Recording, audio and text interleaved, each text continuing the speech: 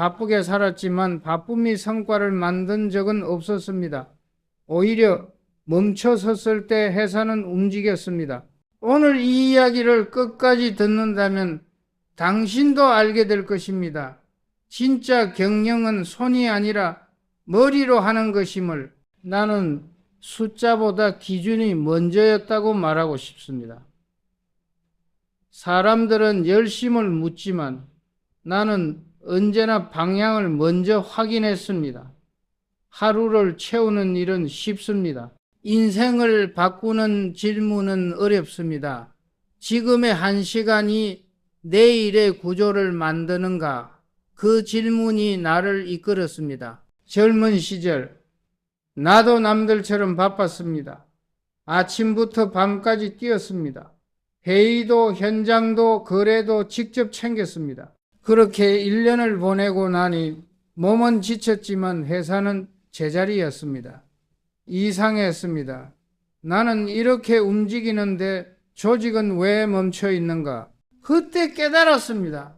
내가 바쁠수록 회사는 나를 기다린다는 사실을 내가 모든 결정을 내리면 사람들은 생각을 멈춥니다. 내가 모든 문제를 해결하면 시스템은 잘하지 않습니다.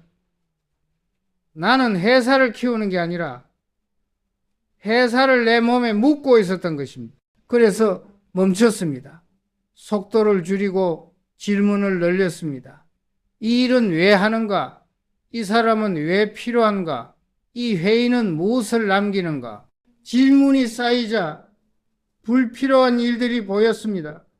습관처럼 하던 일, 관성으로 부리던 사람, 형식으로 채우던 시간들, 그것들을 하나씩 드러냈습니다. 드러낸 자리에 기준을 세웠습니다. 첫째, 이 일이 회사의 미래를 바꾸는가? 둘째, 내가 아닌 다른 사람도 할 수 있는가? 셋째, 오늘의 선택이 10년 뒤에도 정당한가? 이 세 가지를 통과하지 못하면 나는 하지 않았습니다. 사람들은 그런 나를 느리다고 했습니다. 기회를 놓친다고 했습니다. 하지만 나는 알고 있었습니다. 빠른 것과 바른 것은 다르다는 사실을. 빠르게 가면 멀리 못 갑니다. 빠르게 가면 느려도 결국 앞섭니다. 어느 날 한 임원이 물었습니다. 회장님은 왜 그렇게 천천히 결정하십니까? 나는 대답했습니다. 나는 천천히 결정하는 게 아니라 깊게 생각하는 것입니다. 생각이 깊으면 실행은 빠릅니다. 생각이 얕으면 실행은 느리고 결과는 더 늦습니다. 그 후로 나는 시간을 다르게 썼습니다.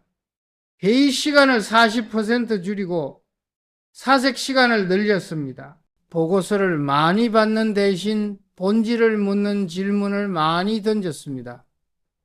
사람을 자주 만나는 대신 만날 사람을 신중하게 골랐습니다. 시간은 같은데 결과는 달라졌습니다. 시간은 쓰는 양이 아니라 쓰는 깊이로 결정되기 때문입니다. 1시간을 깊게 쓰면 10시간을 채운 것보다 많이 남습니다. 한 사람을 깊게 만나면 10사람을 스친 것보다 큰 힘이 됩니다. 나는 그렇게 배웠습니다. 경영은 속도가 아니라 방향이고 방향은 기준에서 나온다는 것을, 기준이 서면은 흔들리지 않습니다. 기준이 없으면 바람에 흔들립니다. 나는 바람보다 뿌리를 키웠습니다. 그리고 그 뿌리는 질문이었습니다. 지금 내가 하는 일이 내일의 구조를 만드는가? 오늘의 한 시간이 미래의 자산이 되는가? 이 선택이 10년 뒤에도 부끄럽지 않은가?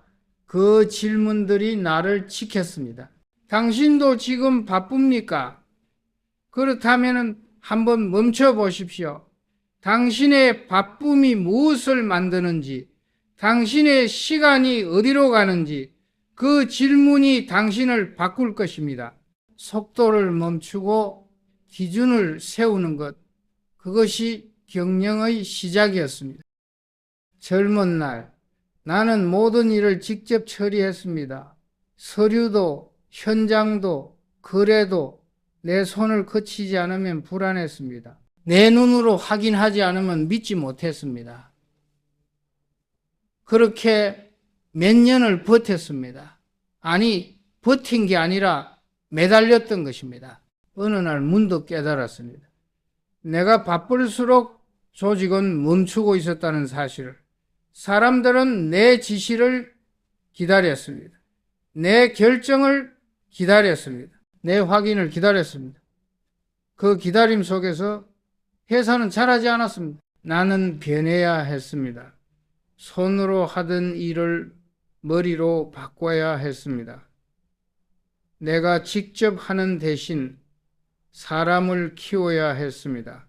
내가 관리하는 대신 시스템을 세워야 했습니다. 내가 통제하는 대신 원칙을 만들어야 했습니다. 그래서 시작했습니다. 사람, 시스템, 원칙. 이 세 가지를 차근차근 쌓았습니다. 먼저 사람부터 봤습니다. 누가 스스로 생각하는가? 누가 책임을 지는가? 누가 문제를 해결하는가? 그런 사람을 찾아서 권한을 주었습니다. 처음엔 불안했습니다. 내가 하던 일을 남에게 맡기는 게 두려웠습니다.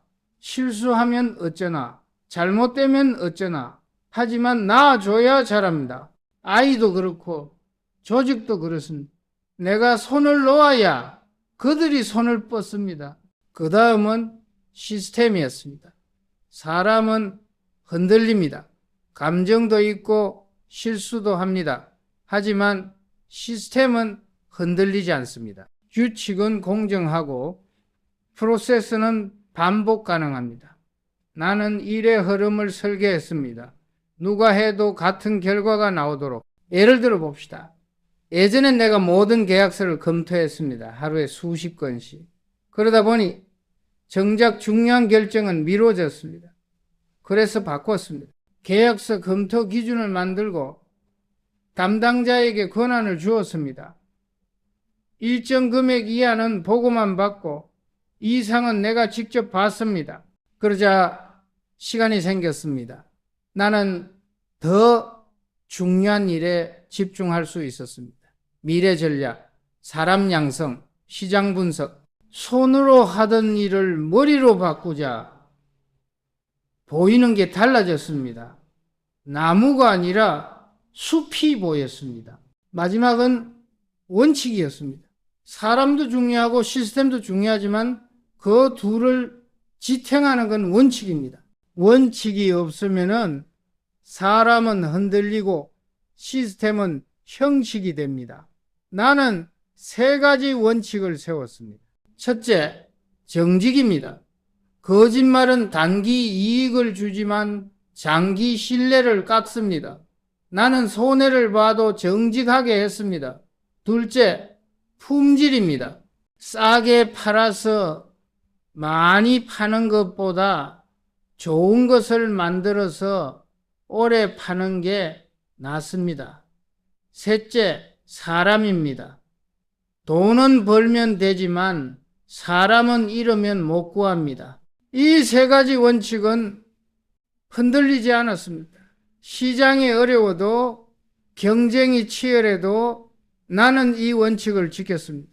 그리고 그 원칙이 회사를 지켰습니다. 어느 해 큰 위기가 왔습니다. 자금이 부족했고 경쟁사는 가격을 내렸습니다. 주변에서 말했습니다. 우리도 가격을 내리고 품질을 조금 낮추자고. 하지만 나는 거절했습니다. 단기 이익을 위해 원칙을 깨면 장기 신뢰를 잃습니다. 대신 다른 길을 찾았습니다. 비용을 줄이되 품질은 유지했습니다. 공정을 개선하고 불필요한 낭비를 없앴습니다. 사람들에게 상황을 솔직하게 설명하고 협조를 구했습니다. 그렇게 버텼습니다. 그리고 버텼더니 기회가 왔습니다. 경쟁사가 품질 문제로 신뢰를 잃었고 고객들이 우리에게 돌아왔습니다. 우리는 원칙을 지켰고 그 원칙이 우리를 살렸습니다. 그때 다시 한번 배웠습니다. 손으로 버티는 건 한계가 있지만은 머리로 설계한 구조는 오래 간다는 것을, 내가 없어도 회사가 돌아가야 진짜 회사입니다. 내가 자리를 비워도 흔들리지 않아야 진짜 시스템입니다. 나는 그렇게 강을 건넜습니다. 손으로 버틴 시절을 지나 머리로 설계한 시대로 그 강을 건너고 나니 회사는 비로소 내 것이 아니라 우리 것이 되었습니다. 그리고 그때부터 진짜 성장이 시작되었습니다. 내가 빠져도 움직이는 구조, 내가 없어도 훼손되지 않는 신뢰, 그 두 가지가 사업의 기초였습니다. 돈은 늘 뒤따라오는 결과였습니다. 앞에서 당기는 것은 신뢰, 원칙, 그리고 긴 안목입니다. 나는 이 순서를 한 번도 바꾼 적이 없습니다. 돈을 먼저 쫓으면 돈이 도망갑니다. 가치를 먼저 만들면 돈이 따라옵니다. 젊었을 때는 나도 몰랐습니다. 빨리 벌고 싶었습니다. 많이 벌고 싶었습니다. 그래서 단기 수익에 집중했습니다. 이익률 높은 거래, 빠른 회전율, 당장의 성과, 그런 것들만 봤습니다. 그런데 이상했습니다. 돈은 벌렸는데 회사는 불안했습니다. 매출은 올랐는데 신뢰는 내려갔습니다. 고객은 늘었는데 재구매는 줄었습니다. 무엇이 문제인가 한참을 고민했습니다. 그러다 깨달았습니다. 나는 거래를 하고 있었지 관계를 만들지 않았다는 것을. 거래는 일회성입니다. 관계는 지속성입니다. 거래는 이익을 남기지만 관계는 신뢰를 쌓습니다. 그리고 신뢰가 쌓여야 장사도 오래 갑니다. 그때부터 바꿨습니다. 단기 이익보다 장기 관계를 봤습니다. 당장 덜 벌어도 고객이 다시 오는 장사를 했습니다. 한 번 크게 버는 것보다 10번 작게 버는 게 낫습니다. 한 번의 큰 이익은 위험하지만 10번의 작은 이익은 안정적입니다. 예를 들어 봅시다. 한 거래처가 있었습니다. 큰 물량을 주문했는데 납기가 촉박했습니다. 무리하면 할 수 있었습니다. 하지만 품질을 보장할 수 없었습니다. 나는 거절했습니다. 담당자는 놀랐습니다. 이런 기회를 왜 놓치냐고 나는 말했습니다. 오늘 이 주문을 받아서 내일 품질 문제가 생기면 우리는 이 거래처를 영원히 잃습니다. 차라리 오늘 놓쳐도 다음에 제대로 해서 신뢰를 얻는 게 낫습니다. 그게 장사의 원칙입니다. 결과는 어땠습니까? 그 거래처는 처음엔 실망했습니다. 하지만 우리의 솔직함을 기억했습니다. 그리고 얼마 뒤 더 큰 주문을 주었습니다. 이번엔 여유 있는 납기로 우리는 완벽하게 해냈고 그 거래처는 우리의 단골이 되었습니다. 그때 배웠습니다. 정직한 거절이 거짓된 수락보다 낫다는 것을. 못한다고 말하는 용기가 할 수 있다고 거짓말하는 것보다 신뢰를 쌓습니다. 신뢰는 쌓는데 오래 걸립니다. 하지만 무너지는 건 순식간입니다. 나는 그걸 수없이 봤습니다. 한 번의 거짓말로 10년 신뢰가 무너지는 것을, 한 번의 편법으로 평생 쌓은 명성이 깨지는 것을. 그래서 나는 조심했습니다. 손으로 하는 일은 하루를 남깁니다. 머리로 설계한 가치는 세월을 남깁니다. 나는 이 문장을 늘 기억했습니다. 오늘 바쁘게 뛰어서 번 돈보다 오늘 깊게 생각해서 만든 구조가 더 오래 갑니다. 시간을 어떻게 쓸 것인가? 나는 시간을 비용이 아니라 사고의 자본으로 기록했습니다. 한 시간을 깊게 쓰면 자본이 됩니다. 한 시간을 얕게 쓰면 비용이 됩니다. 같은 시간인데 쓰는 방식에 따라 결과가 다릅니다. 회의를 예로 들어 봅시다. 많은 회사가 회의를 많이 합니다. 하지만 회의 후에 남는 게 없습니다. 회의 목적이 불명확하기 때문입니다. 무엇을 결정할 것인가? 무엇을 공유할 것인가? 무엇을 점검할 것인가? 이게 없으면 회의는 시간 낭비입니다. 나는 회의를 줄였습니다. 대신 회의 하나하나의 무게를 높였습니다.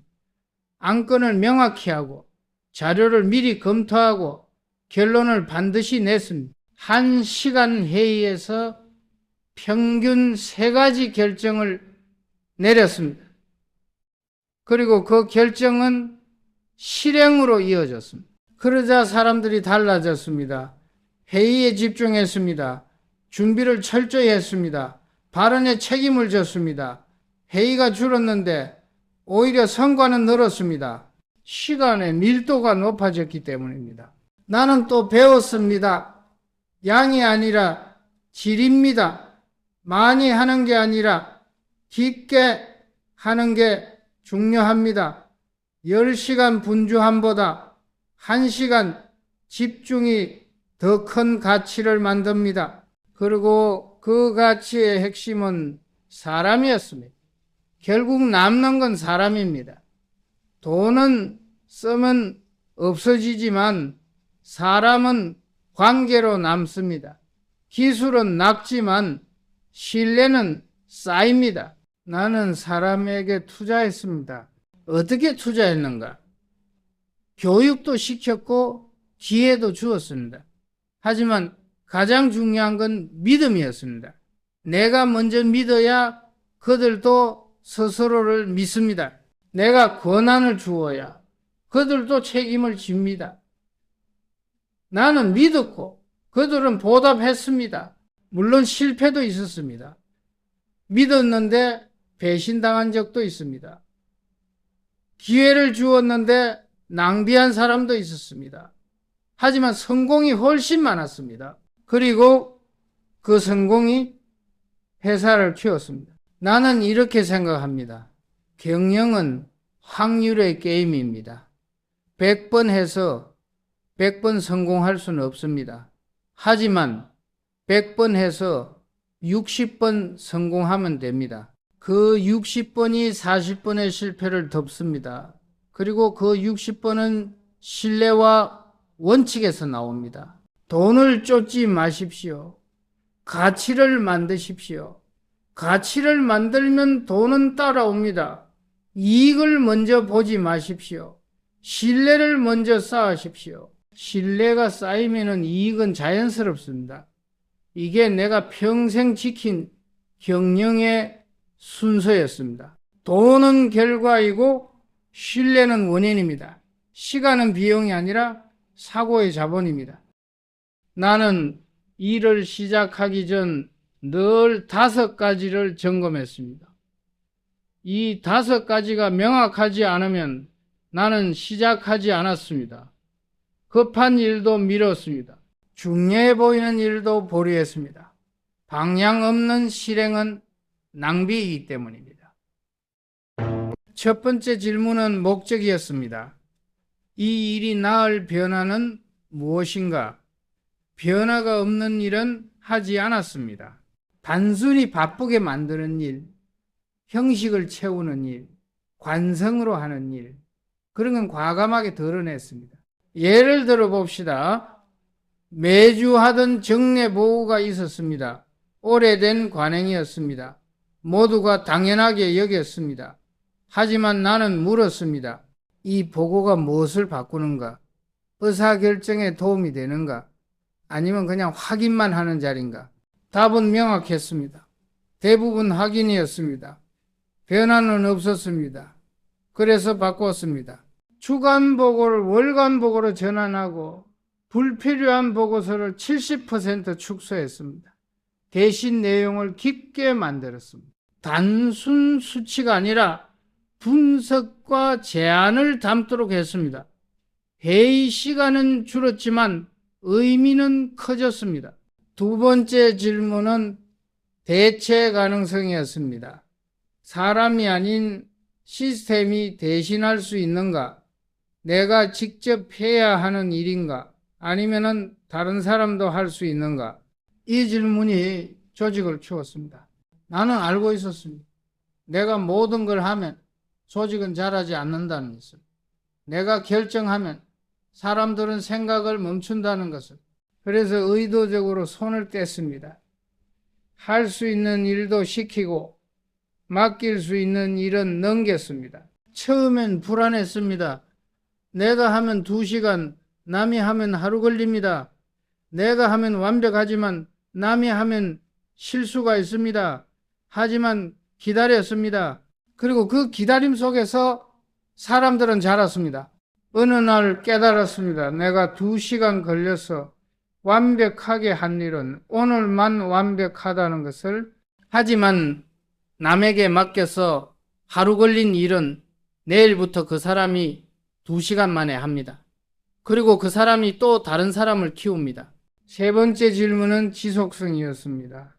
오늘의 이익이 내일의 브랜드를 깎지 않는가? 단기 성과가 장기 신뢰를 해치지 않는가? 이 질문이 나를 지켰습니다. 한 번은 큰 유혹이 있었습니다. 정부 프로젝트였습니다. 규모도 크고 이익도 좋았습니다. 하지만 조건이 있었습니다. 품질 기준을 낮춰야 했습니다. 예산에 맞추려면은 어쩔 수 없다고 했습니다. 나는 고민했습니다. 당장의 이익은 컸습니다. 하지만 우리 이름이 붙은 제품이 시장에 나갑니다.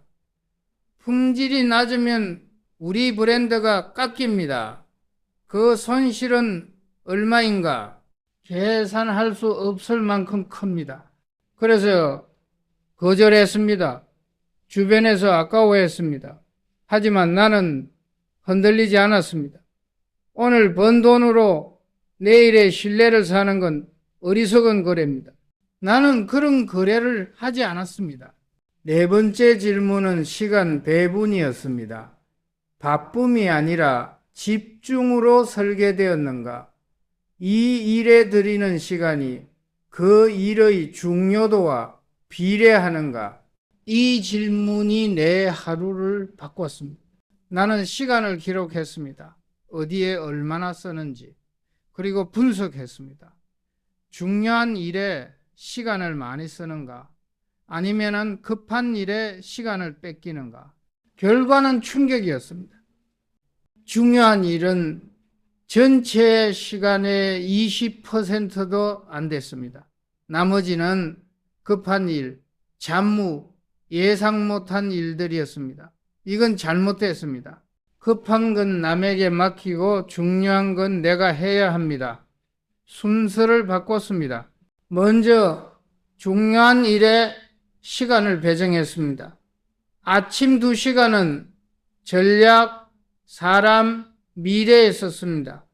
이메일도 전화도 회의도 이 시간엔 받지 않았습니다. 그리고 그 2시간이 하루를 바꿨습니다. 아침에 중요한 일을 하면 나머지 시간이 편해집니다.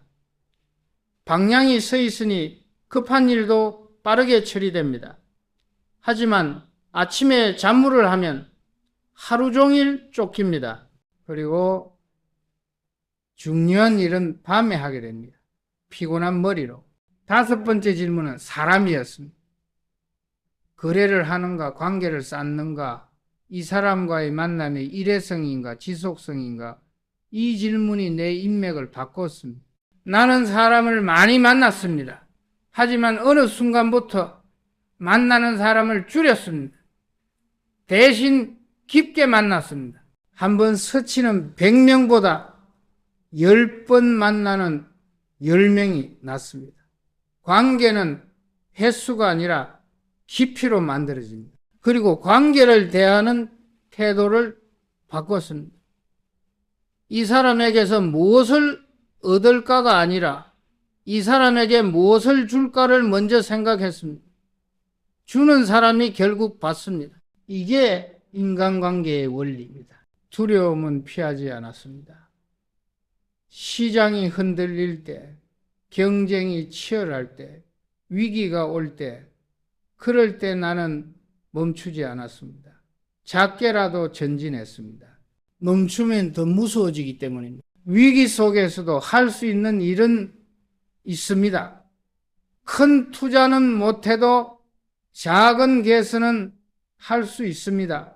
신제품은 못 내도 품질은 높일 수 있습니다. 사람을 늘리지 못해도 교육은 시킬 수 있습니다.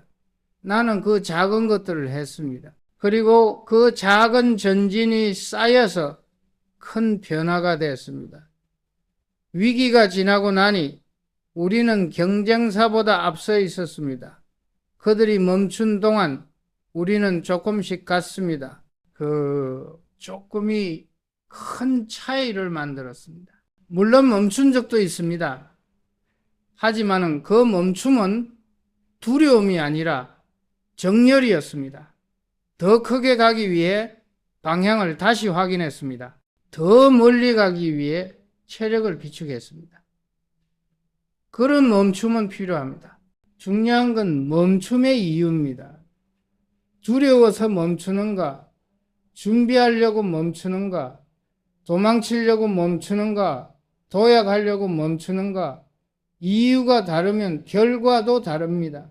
나는 도약을 위한 멈춤을 선택했습니다. 이 5가지 질문이 내 경영을 만들었습니다. 목적, 대체성, 지속성, 시간, 사람, 이 5가지가 명확하면 일은 명확해집니다. 흔들리지 않습니다.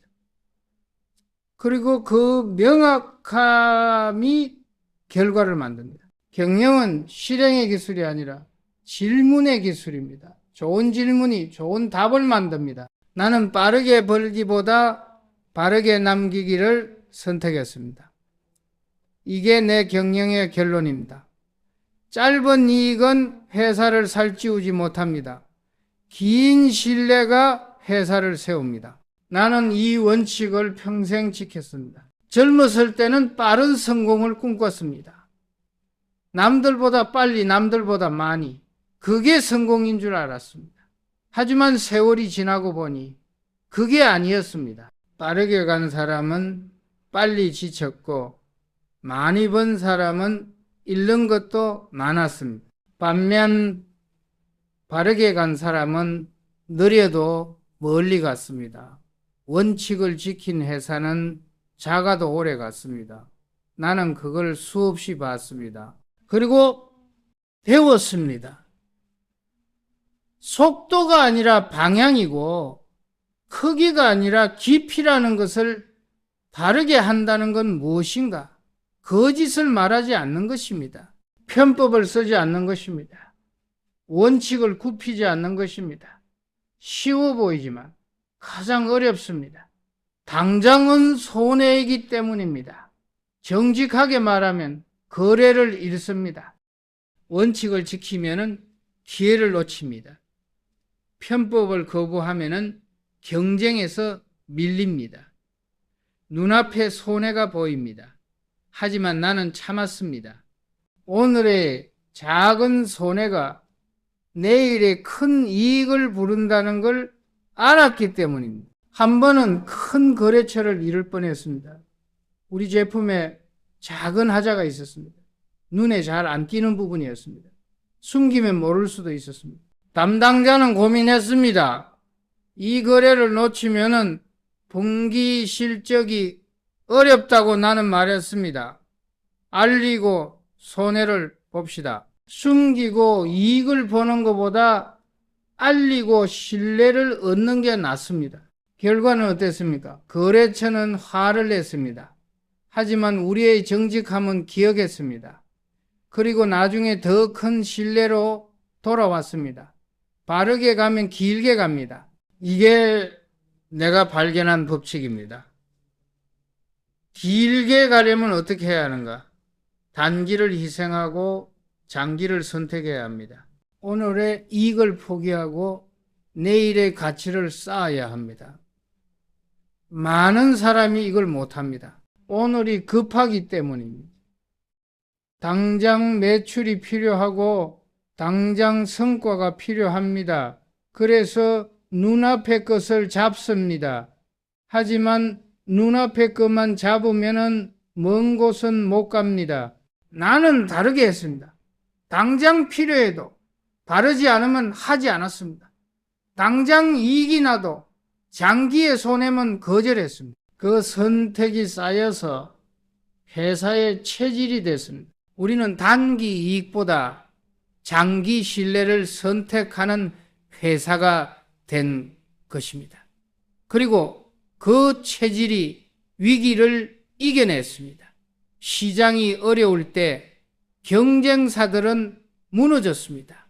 그들은 단기로 쌓았기 때문입니다. 하지만 우리는 장기로 쌓았습니다. 장기로 쌓은 것은 쉽게 무너지지 않습니다. 결국 남는 것은 무엇인가?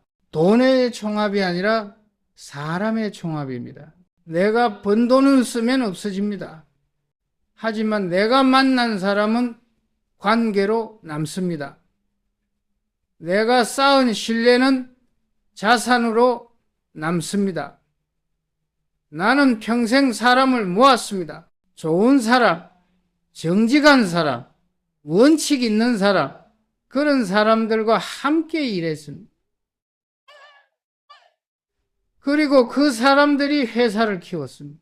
나 혼자는 못했습니다. 우리가 함께 한 것입니다. 사람을 대하는 원칙도 있었습니다. 첫째, 먼저 주는 것입니다. 받으려 하지 말고 주려 하십시오. 주는 사람이 결국 받습니다. 둘째, 믿는 것입니다. 의심하지 말고 믿으십시오. 믿음이 사람을 키웁니다. 셋째, 기다리는 것입니다. 재촉하지 말고 기다리십시오. 기다림이 결실을 맺습니다. 이 세 가지를 지켰더니 사람이 모였습니다. 그리고 그 사람들이 회사의 자산이 됐습니다. 기술은 넓고 설비는 닳지만 사람은 잘합니다. 사람에 투자한 것이 가장 큰 수익이었습니다. 이제 돌아보면은 내 경영의 문장은 간단합니다. 바르게 하면은 길게 갑니다. 길게 가면은 크게 남습니다. 이 두 문장이 전부입니다. 복잡한 전략도 화려한 기법도 필요 없었습니다. 이 두 문장만 지키면 됐습니다. 바르게 하는 것, 거짓 없이, 편법 없이 원칙을 지키는 것입니다. 길게 가는 것, 단기에 흔들리지 않고 장기를 바라보는 것입니다. 크게 남기는 것, 돈이 아니라 사람과 신뢰를 쌓는 것입니다. 이게 내가 배운 경영입니다.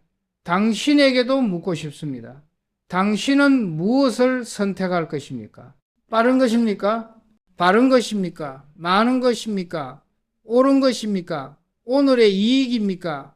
내일의 신뢰입니까? 이 선택이 당신의 미래를 만듭니다.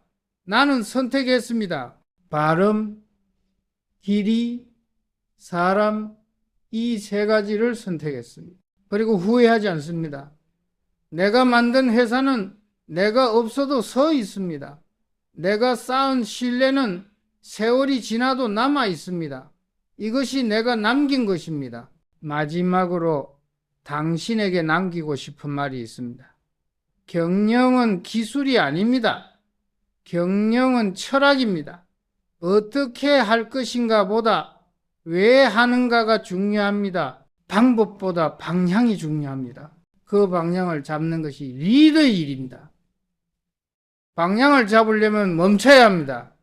바쁘게 뛰지 말고 가끔 멈춰 서십시오. 어디로 가고 있는지, 왜 가고 있는지 물어보십시오. 그 질문이 당신을 바른 길로 이끕니다. 나는 이제 뒤를 돌아봅니다. 긴 여정이었습니다. 힘들기도 했고 외롭기도 했습니다. 하지만 후회는 없습니다. 나는 내가 믿는 대로 살았습니다. 바르게, 길게, 사랑과 함께 그것으로 충분합니다.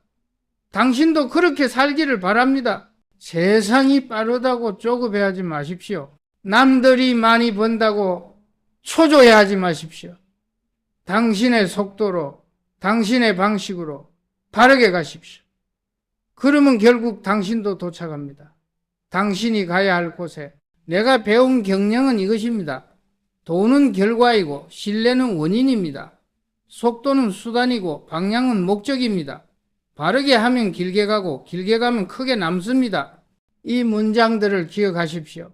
그리고 당신의 길을 가십시오. 바르게 하면 길게 가고 길게 가면 크게 남습니다. 최종 자산은 숫자가 아니라 사람과 신뢰입니다.